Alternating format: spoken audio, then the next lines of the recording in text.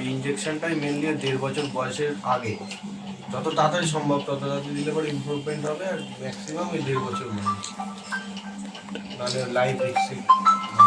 কি বললো, কতটা কি করবে বললো? ওই ইঞ্জেকশনটার দাম হচ্ছে 16 কোটি টাকা। কত তাড়াতাড়ি করা যাবে এরকম ট্রিটমেন্টটা যদি শুরু করা যায় কখনো।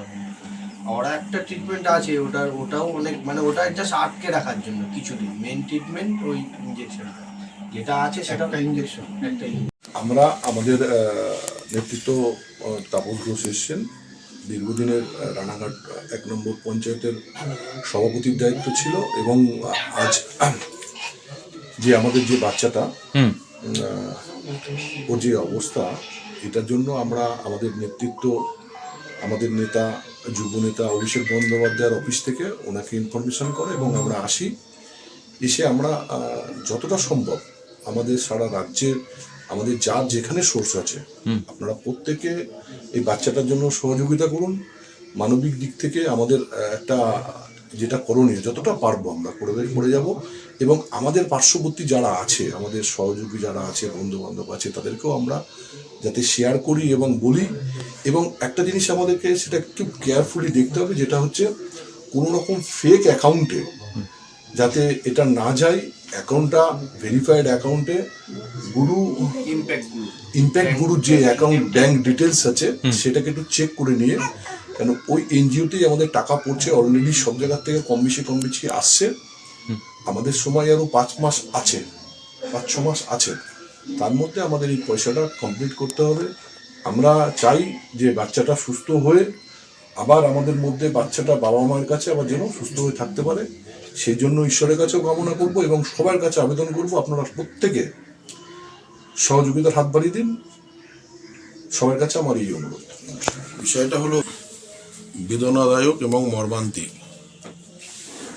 আমাদের সর্বভারতীয় তৃণমূল কংগ্রেসের সাধারণ সম্পাদক, আমাদের যিনি নেতা অভিষেক বন্দ্যোপাধ্যায়ের অফিস থেকেই মূলত সকালবেলায় আমাকে ইনফর্ম করে ইমিডিয়েট ওই বাচ্চাটার বাড়িতে যাও।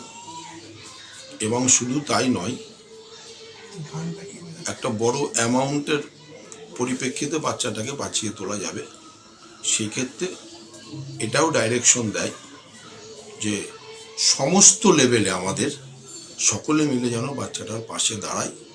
সেটা আমাকে কলকাতা থেকেও বলেছে। নিশ্চিতভাবে আমাদের সরকার এবং আমাদের নেতা অভিষেক বন্দ্যোপাধ্যায় নিশ্চিতভাবে এটা নিয়ে ভাবনা চিন্তা শুরু করেছে, আর আমরাও তার সৈনিক হিসাবে আমরাও আমাদের মতো করে এই বাচ্চাটার প্রতি, তার পরিবারের প্রতি আমাদের যত রকম সোর্স আমরা অ্যাপ্লাই করে যাতে আর্থিকভাবে তার পাশে দাঁড়িয়ে বাচ্চাটাকে বাঁচিয়ে তোলা যায়, সেদিক থেকে আমরা সার্বিকভাবে চিন্তা ভাবনায় আজকের থেকেই নেমে পড়লাম।